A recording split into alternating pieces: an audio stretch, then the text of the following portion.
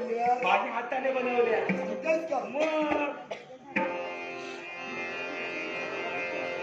जयेचा सागर अपरंपार, जयेचा जयेचा जयेचा सागर अपरंपार. श्री हरी सकल जीवनी आधार, श्री हरी सकल जीवनी आधार, श्री हरी सकल जीवनी आधार. जयेचा सागर अपरंपार, जयेचा जयेचा जयेचा सागर अपरंपार. श्री हरी सकल जीवनी आधार, श्री हरी सकल जीवनी आधार, श्री हरी सकल जीवनी आधार. जयाच्या कृपा प्रसादाने, जयाच्या जयाच्या जयाच्या कृपा प्रसादाने विषाची होते अमृतधार. विषाची विषाची विषाची होते अमृतधार. दयेचा सागर अपरंपार, दयेचा दयेचा दयेचा सागर अपरंपार. श्री हरी सकल जीवनी आधार, श्री हरी सकल जीवनी आधार, श्री हरी सकल जीवनी आधार. जगाचा कृपा प्रसादाने, जयाच्या जयाच्या जयाच्या कृपा प्रसादाने विषाची होते अमृतधार. विषाची विषाची विषाची होते अमृतधार. दयेचा सागर अपरंपार, दयेचा दयेचा दयेचा सागर अपरंपार. श्री हरी सकल जीवनी आधार, श्री हरी सकल जीवनी आधार, श्री हरी सकल जीवनी आधार. दयेचा सागर अपरंपार, दयेचा दयेचा दयेचा सागर अपरंपार. श्री हरी सकल जीवनी आधार, श्री हरी सकल जीवनी आधार, श्री हरी सकल जीवनी आधार. वाढवलं त्याचं पोट भरून वाटलं बोलणार कसे काय झालं हे भांडण तुझ्या डोक्यावर ठेवू. कुठून वाढू? भांडण कुठे? संपलं. हाय. काय हो. आणखी बनव. कुठून बनवू? एक डाळा शिल्लक ठेवला नाही यांनी. थोडक्यात सारे नांदेड रिक्त झाले. थोडक्यातील अन्नसाठा संपलं. आणि एवढंच नाही भाऊजी, सारे आचारी पळून गेलेत.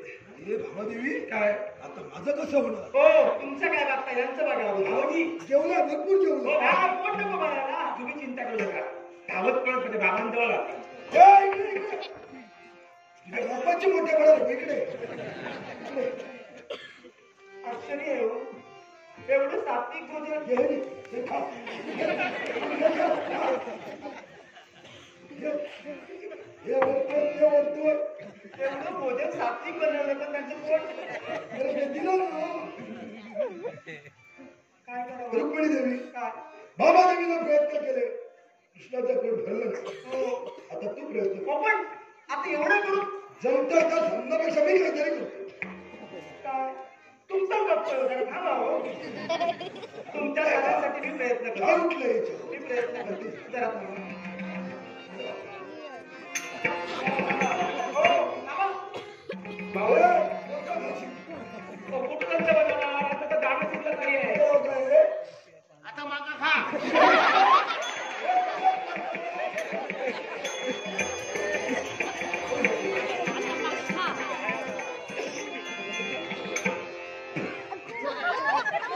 हसायला काय तिकडे राहून ना या पालापाचोळा नको आहे.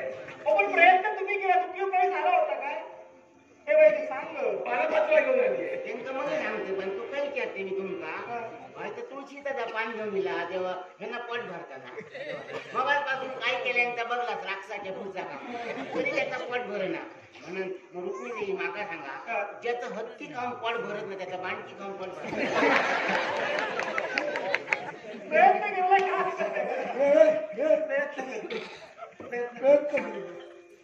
काय ते करा दादा बोलू दे.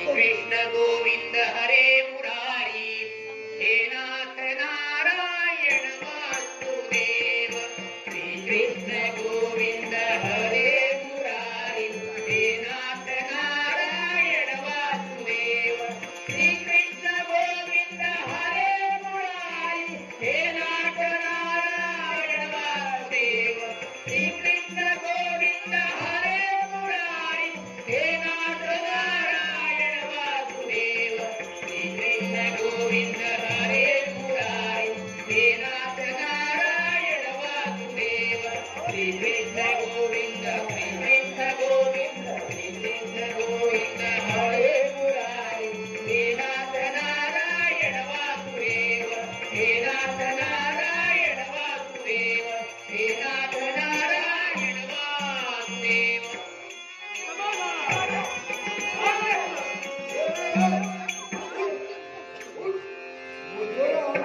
काय चाललंय का?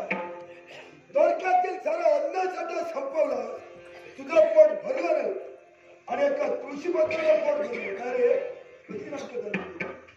दादा यांच्या दोघांच्या भांडणात आमची भाषा घेतली.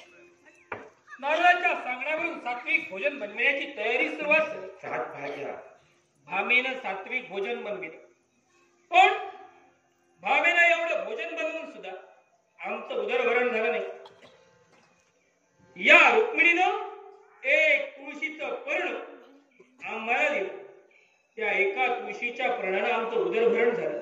याच्या मुळाचे कारण काय? वैकुंठीच्या नारायणाचा 8वा अवतार तोजा गोपालकृष्ण, लक्ष्मीचा 8वा अवतार तिची रुक्मिणी, आमचा अंश जलधर. या जलधराचा वध ज्यावेळी देवतांनी केला त्यावेळी रुंदेला आम्ही वरदान दिलं.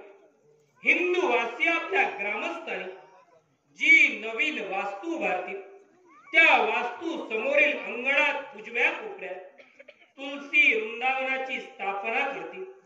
तेच वृंदावन म्हणजे लक्ष्मी हो, तुलसी म्हणजे लक्ष्मी हो, लक्ष्मी तीच रुक्मिणी हो.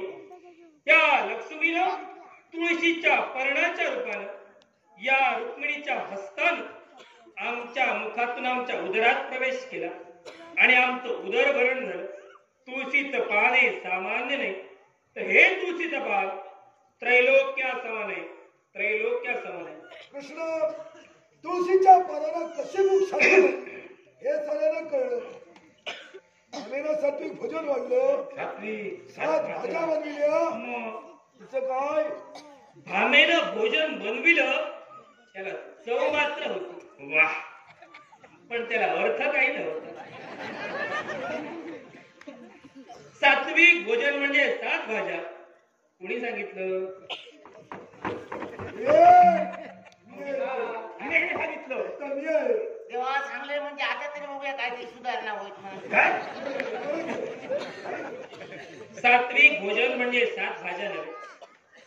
या भामेनं जे भोजन बनविलं, मनी अहंभाव धरिला, मनी स्वार्थ धरिला, मनी सवती मत्सर धरिला. मी भोजन शिजवून जर का देवाला वाढलं असते, देव जर का बोलका झाला असते, द्वारकेच्या ठिकाणी माझी वाहवा होणार आहे, हा स्वार्थ मनी धरिला. भामे तू कर्म चांगलं केलंस, पण मनी फळाची इच्छा धरलीस आणि म्हणून हे भोजन सात्विक भोजन म्हणून गणलं गेलं नाही. सात्विक भोजन म्हणजे काय?